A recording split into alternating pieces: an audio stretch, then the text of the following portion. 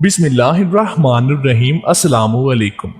महीन इस वक्त मुफ्ती साहब के पास बैठी तावीज लेने पर बाजिद थी कि महीन की बेटियों का सुतीला बाप उसकी बेटियों पर बुरी नजर ना रखा करे, जबकि मुफ्ती साहब महीन को तौबा तायब होने और राह हदायत पर चलने की नसीहत कर रहे थे।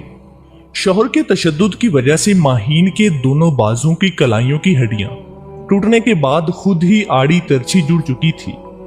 किसी ने भी उसे डॉक्टर या देसी हड्डी जोड़ के पास ले जाने की जहमत ना की थी, जबकि महीन के जिस्म के ज़ाहिरी अज़ा पर मौजूद नील इस बात के वाज़े सबूत थे कि महीन पर हाल ही में तशद्दुद किया गया है। महीन सुल्तान का ताल्लुक अंदरूने सिंध से था। उसका बाप मजदूर था, जबकि माँ उसकी पैदाइश के वक्त ही दुनिया से रुखसत हो चुकी थी। उसके बाप ने उसे बड़ी मुश्किल और मुशक्कत से पाला था। जहां तक मुमकिन था उसकी तालीम तरबियत का एहतमाम किया, और जैसे ही महीन ने जवानी की दहलीज पर कदम रखा तो उसके बाप ने उसकी शादी रिजवान नामी लड़के से कर दी। रिजवान एक सीधा साधा और शरीफ अल नफ्स इंसान था। जहां तक मुमकिन था उसने महीन को इज्जत और एहतराम के साथ रखा, मगर महीन ने उसकी शराफत का नाजायज फायदा उठाया और नासिर नामी एक गैर महरम आवारा लड़के से दोस्ती कर ली, जो बाद अजान नाम निहात मोहब्बत में बदल गई। पहले दोनों फोन पर राब्ता रखते, फिर बाद दीदार तक जा पहुंची। इसके बाद महीन और नासिर दोनों मुलाकात करने लगे। महीन और नासिर मुलाकात के दौरान ही गुनाहे कबीरा भी करने लगे। महीन की शादी को 1.5 साल हो चुका था। 1.5 साल बाद महीन ने एक बेटी को जन्म दिया, और बेटी की पैदाइश के बाद सेहत याब होते ही दोबारा गुनाह की उसी दलदल में जा गिरी। शैतान ने उसे ऐसा वरगलाया कि वो बेटी के मुस्तकबिल और नसीब से भी ना डरी, और फिर से नासिर के साथ उसी गुनाहे कबीरा की राह पर चल पड़ी। नासिर और महीन के ताल्लुक की खबर किसी न किसी तरह रिजवान तक पहुंची तो रिजवान ने इंतहाई नरमी से महीन से नासिर के मुतालिक पूछा। महीन ने नासिर का नाम सुनते ही अनजान बनते हुए कहा, कौन नासिर? रिजवान के सामने महीन साफ साफ नासिर के साथ अपने ताल्लुकात के बारे में मुकर गए।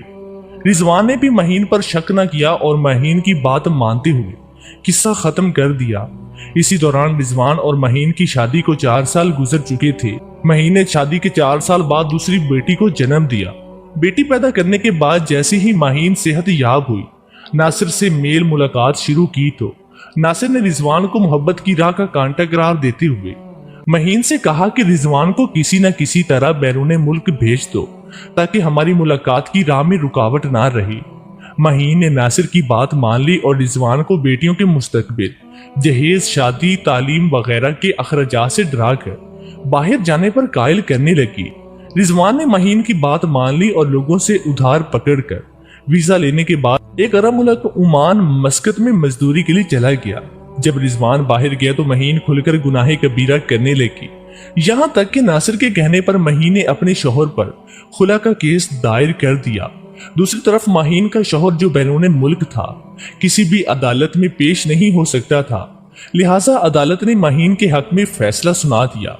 रिजवान से तलाक दिलवाने के बाद घर हथियाने का लालच दिलवाकर नासिर ने महीन के जरिए ही महीन के लो बाप को मारने पर राजी कर लिया, और महीन ने अपने बाप की मोहब्बत और मुशक्कत को पसे पश्त डालते हुए एक गैर महरम मर्द नासिर की मोहब्बत की खातिर और इसके वादों पर यकीन करते हुए सिर्फ एक घर के हसूल के लिए अपने ही बाप की जान ले ली।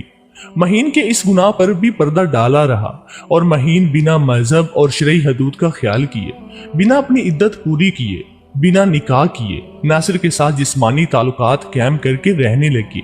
वक्त गुजरता रहा, महीन उम्मीद से हो गई तो महीन ने नासिर को निकाह पर मजबूर करना शुरू कर दिया।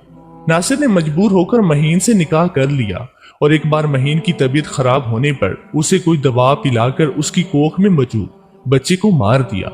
बाद में अपने किसी दोस्त के जरिए, जो एक प्राइवेट अस्पताल में काम करता था, महीन को अस्पताल ले गया और महीन की मर्जी के बिना डॉक्टर को कहकर महीन को बांझ बनवा दिया। अब महीन सेहत याब होने के बाद नासिर महीन पर हर वक्त शक करता।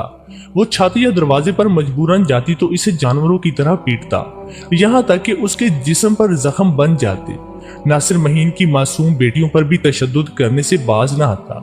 अगर कोई पड़ोसी छत पर खड़ा होता और नासिर को पता चलता तो वो महीन को पीटना शुरू कर देते कि तुम्हारा इसके साथ ताल्लुक है और वो तुम्हारे लिए छत पर आता है।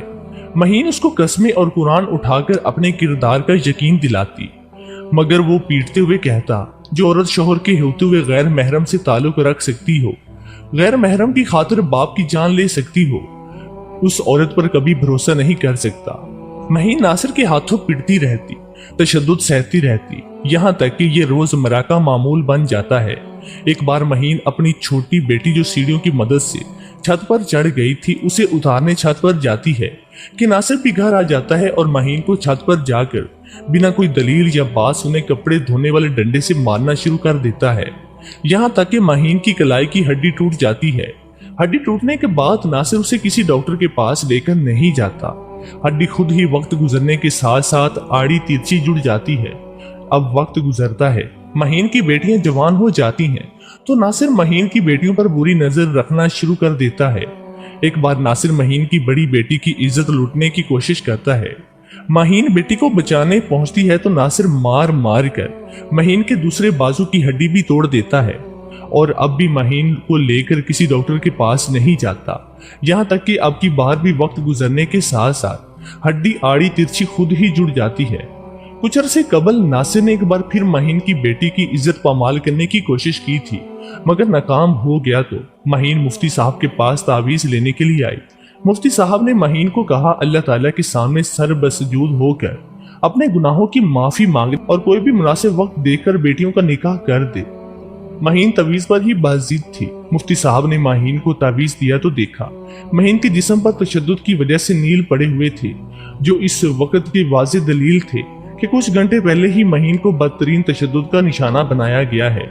महीन अभी तवीज लेकर घर नहीं पहुंचती कि घर की गली में दाखिल होते ही उसे पता चला कि नासिर ने अपने दोस्तों के साथ मिलकर महीन की सौतीली बेटियों की इज्जत लूटना चाही और महीन की दोनों बेटियों ने सौतीले बाप से इज्जत बचाने की खातिर खुदकुशी कर ली है। बेटियों की मौत ने महीन को जहनी मरीजा बना दिया और महीन आज भी मुकामी बाजारों की सड़कों पर औरतों से भीख मांगते हुए नजर आती है।